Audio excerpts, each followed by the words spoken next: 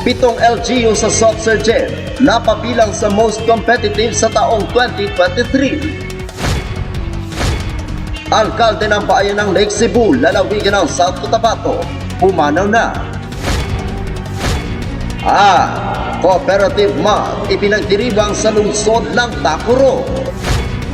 Yan ang ulo ng mga balita sa pagbabalik ng Soxergen Headliners.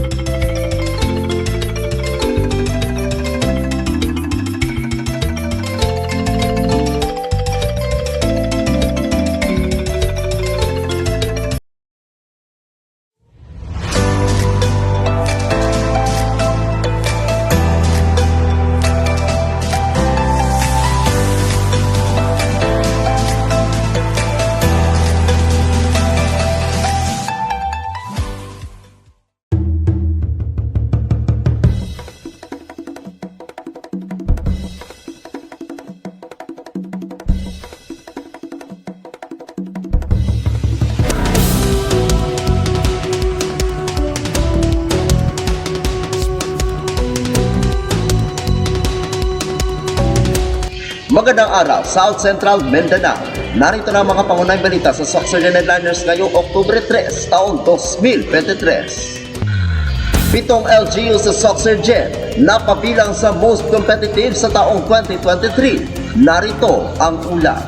Nilala ngayon ang pitong local government units o LGU sa rehiyong 12 na may bubukod tanging kakayahan sa Department of Trade and Industry sa pamamagitan ng Cooperativeness Bureau para sa 2023 Cities and Municipalities Competitiveness Congress o CMC.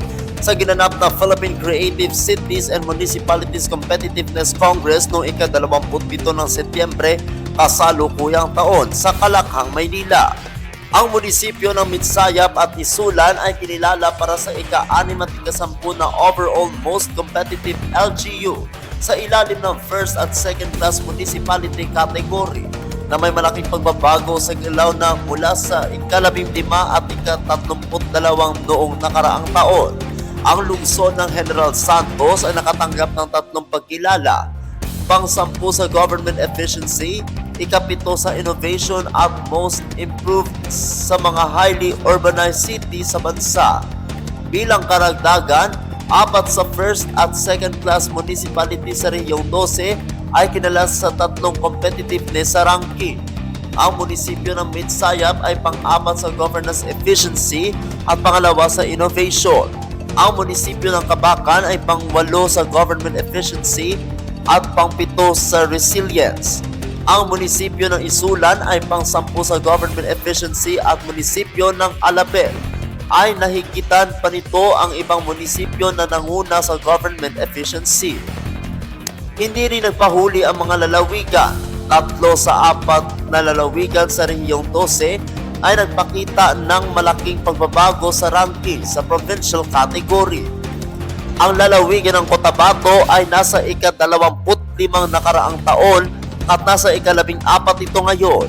Ang lalawigan ng Sarangani ay umakyat ng 12 na pwesto sa ngayon ay nasa ika-17 mula sa 29 at ang lalawigan ng Sultan Kudarat ay malaking pinagbago sa lahat ng mga lalawigan na ngayon ay nasa ika-24 na mula sa ika-52 nakaraang taon. Habang ang lalawigan ng South Cotabato ay bumaba ng 4 na puntos na sa ngayon ay nasa ika-13 mula sa ika-9 noong nakaraang taon. Nasa 1,634 na mga LGUs ang naglalaban-laban sa karangalan bilang competitiveness na kung saan 108 lamang ang mabibigyan ng parangal na ayon sa performances sa 5 pillar: economic dynamism, government efficiency, infrastructure, resiliency, and innovation. Sa panayam kay DTI 12 Regional Director Flora Polito Gabonales na kung saan binati nito ang mga nanalong LGU at pinayuhan ng mga ito na sana makamit ang 100% sa pakikilahok sa CMCI sa susunod na taon.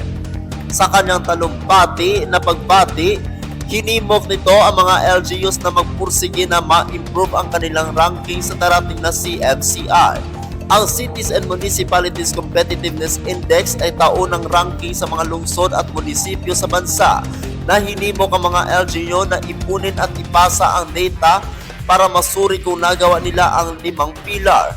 Ang mga naturang pilar ay nagpapakita ng komprehensibong pananaw sa ekonomiya sa isang lokal.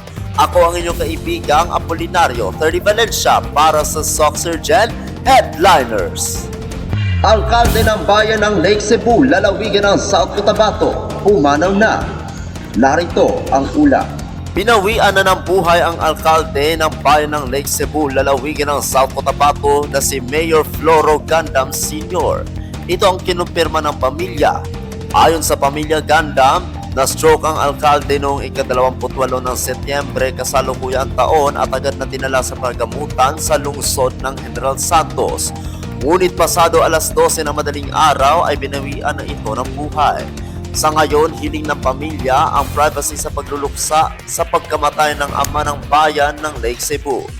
Maglalabas din sila ng opisyal na pahayag kaugnay sa nangyari kay Mayor Gandam. Matatandaan na noong ika-28 ng Setyembre kasalukuyan, nagdiwang pa ito ng kanyang ika-66 na taong kaarawan. Ako ang inyong kaibigang Apolinario 30 Valencia para sa Soxergen Headliners.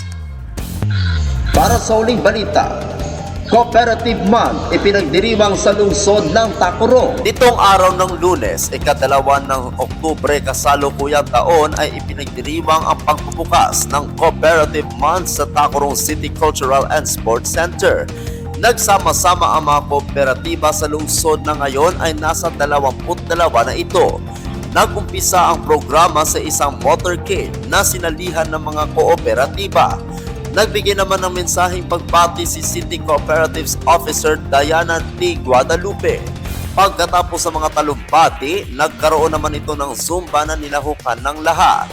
Dumalo sa aktibidad si Acting Mayor na si Vice Mayor Lina O. Montilla, kasama si City Councilor Honorable Nestor D. Casado at Honorable Ralenta Busares Bernardo.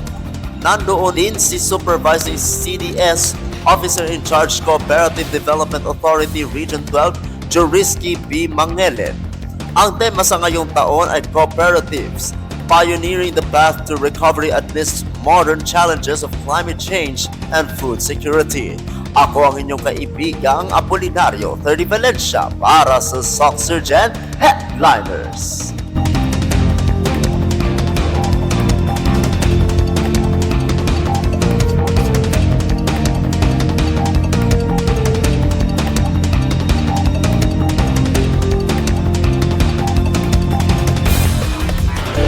Atin ang kabuuan mga balita sa araw na ito.